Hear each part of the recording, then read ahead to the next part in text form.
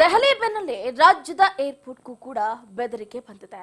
ಕಲಬುರಗಿ ಏರ್ಪೋರ್ಟ್ಗೆ ಹೊಸ ಬಾಂಬ್ ಬೆದರಿಕೆ ಬಂದಿದೆ ಎನ್ನಲಾಗ್ತಾ ಇರುವಂತದ್ದು. ಸ್ಥಳಕ್ಕೆ ಈಗಾಗಲೇ ದೌಡಾಯಿಸಿ ಬಾಂಬ್ ನಿಷ್ಕ್ರಿಯ ದಳ ಹಾಗೆ ಶ್ವಾನ ದಳ ಆಗಮಿಸಿ ಪರಿಶೀಲನೆಯನ್ನ ನಡೆಸ್ತಾ ಇದೆ. ಕಲಬುರಗಿ ಏರ್ಪೋರ್ಟ್ನಲ್ಲಿ ಆತಂಕದ ವಾತಾವರಣ ನಿರ್ಮಾಣ ಆಗಿರುವಂತದ್ದು. ಅನಾಮಧೇಯ ವ್ಯಕ್ತಿಯಿಂದ ಏರ್ಪೋರ್ಟ್ಗೆ ಏರ್ಪೋರ್ಟ್ ಐಡಿಗೆ ಮೇಲ್ ಐಡಿಗೆ ಬಂದಿರುವಂತದ್ದು ಸಂದೇಶ. ಈ ಹಿಂದೆಯೂ ಕೂಡ ಕರ್ನಾಟಕದಲ್ಲಿ ಸಾಕಷ್ಟು ಶಾಲೆಗಳಿಗೆ ಇದೇ ರೀತಿಯಾಗಿ ಒಂದು ಇಮೇಲ್ ಐಡಿ ಮುಖಾಂತರ ನಾವು ಈ ಶಾಲೆಗಳಿಗೆ ಬಾಂಬ್ ಅನ್ನ ಇಟ್ಟಿದ್ದೀವಿ ಅನ್ನುವಂತಹ ಬೆದರಿಕೆ ಕೂಡ ಹಾಕಲಾಗಿತ್ತು. ಅದರಿಂದ ಸಾಕಷ್ಟು ಆತಂಕ ನಿರ್ಮಾಣ ಆಗಿತ್ತು. ಅದಾದ ನಂತರ ದಿ ರಾಮೇಶ್ವರಂ ಕೆಫೆಯಲ್ಲಿ ಆದಂತಹ ಅವಘಡ ನಿಜಕ್ಕೂ ಕೂಡ ಇಡೀ ರಾಜ್ಯ ಅಷ್ಟೇ ಅಲ್ಲದೆ ದೇಶವನ್ನು ಕೂಡ ಬೆಚ್ಚಿ ಬೀಳಿಸಿದ್ರ ಬೆನ್ನಲ್ಲಿ ಈಗ ಕಲಬುರಗಿ ಏರ್ಪೋರ್ಟ್ನಲ್ಲೂ ಕೂಡ ಹೊಸ ಬಾಂಬ್ ಬೆದರಿಕೆ ಕರೆ ಬಂದಿರುವುದು.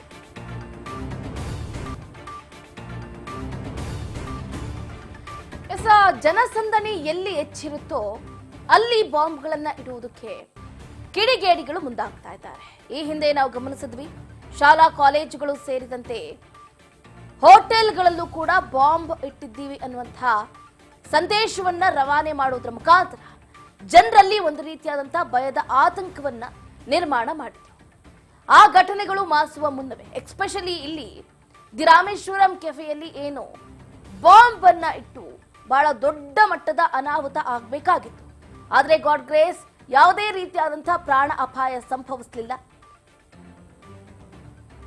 ಆ ಘಟನೆ ಮಾಸುವ ಮುನ್ನವೇ ಈಗ ಕಲಬುರಗಿ ಏರ್ಪೋರ್ಟ್ಗೆ ಬಾಂಬ್ ಬೆದರಿಕೆ ಕರೆ ಬಂದಿದೆ. ಸ್ಥಳಕ್ಕೆ ಈಗಾಗಲೇ ದೌಡಾಯಿಸಿದ್ದಾರೆ ಬಾಂಬ್ ನಿಷ್ಕ್ರಿಯ ದಳ ಹಾಗೆ ಶ್ವಾನ ದಳ. ಕಲಬುರಗಿ ಏರ್ಪೋರ್ಟ್ನಲ್ಲಿ ಈಗಾಗಲೇ ಆತಂಕದ ವಾತಾವರಣ ನಿರ್ಮಾಣ ಆಗಿದೆ. ಅನಾಮಧೇಯ ವ್ಯಕ್ತಿಯಿಂದ ಏರ್ಪೋರ್ಟ್ನ ಇಮೇಲ್ ಐಡಿಗೆ ಸಂದೇಶ ಬಂದಿರುವಂತದ್ದು. ಏರ್ಪೋರ್ಟ್ ಅನ್ನ ಸ್ಫೋಟಿಸುವುದಾಗಿ ಎಚ್ಚರಿಕೆಯನ್ನ ನೀಡಲಾಗಿದೆ. ಹಾಗಾಗಿ ಈ ಸಂದೇಶವನ್ನ ನೋಡಿ ಸಿಬ್ಬಂದಿಗಳು ಗಲಿಬಿಲಿಯಾಗಿದ್ದಾರೆ. ಪ್ರಯಾಣಿಕರ ಬ್ಯಾಗ್ಗಳನ್ನ ತಪಾಸಣೆ ಮಾಡುವುದರ ಜೊತೆಗೆ ಕಂಪ್ಲೀಟ್ ಆಗಿ ಎಲ್ಲರ ಮೇಲೆ ಹದ್ದಿನ ಕಣ್ಣನ್ನ ಇಟ್ಟಿದ್ದಾರೆ. ಒಟ್ಟಾರೆಯಾಗಿ ಈಗಾಗಲೇ ನಾವು ಗಮನಿಸ್ತಾ ಇದ್ದೀವಿ, ಜನಸಂದಣಿ ಈ ದೇವಸ್ಥಾನಗಳಾಗಿರ್ಬೋದು, ಶಾಲಾ ಕಾಲೇಜುಗಳಾಗಿರ್ಬೋದು, ಇಲ್ಲಿ ಜನ ಹೆಚ್ಚಿರ್ತಾರೆ. ಬಸ್ ಸ್ಟಾಪ್ಗಳಾಗಿರ್ಬೋದು, ರೈಲ್ವೆ ಸ್ಟೇಷನ್ಗಳಾಗಿರ್ಬೋದು, ವಿಮಾನ ನಿಲ್ದಾಣ ಆಗಿರ್ಬೋದು, ಎಲ್ಲಿ ಜನರು ಹೆಚ್ಚಿರ್ತಾರೋ ಅಲ್ಲಿ ಬಾಂಬ್ಗಳನ್ನ ಇಡುವುದಕ್ಕೆ ಕಿಡಿಗೇಡಿಗಳು ಮುಂದಾಗ್ತಾ ಇರುವಂತದ್ದು. ಈಗಾಗಲೇ ಕಲಬುರಗಿಯಲ್ಲಿ ಶ್ವಾನದಳ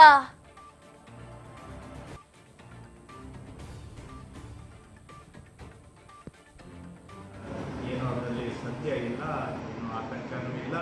ಆ ರೀತಿ ಯಾರು ಕೂಡ ಆತಂಕ ಪಡಬೇಕಾದಂಥ ಪರಿಸ್ಥಿತಿನೂ ಇಲ್ಲ. ಏನಿಲ್ಲ, ಸ್ವಲ್ಪ ನನಗೆ ಮೀಟಿಂಗಿಗೆ ವಿಳಂಬ ಆಯಿತು ಬಿಟ್ಟರೆ ಬೇರೆ ಏನೂ ತೊಂದರೆ ಇಲ್ಲ. ನಾವು ಮೀಟಿಂಗ್ 10:30ಗೆ ಶುರು ಆಗಬೇಕಾಗಿತ್ತು. ಒಂದು ಅರ್ಧ ಗಂಟೆ ಅಲ್ಲೇ ಹೋಲ್ಡ್ ಮಾಡಿದ್ರು ನಮಗೆ.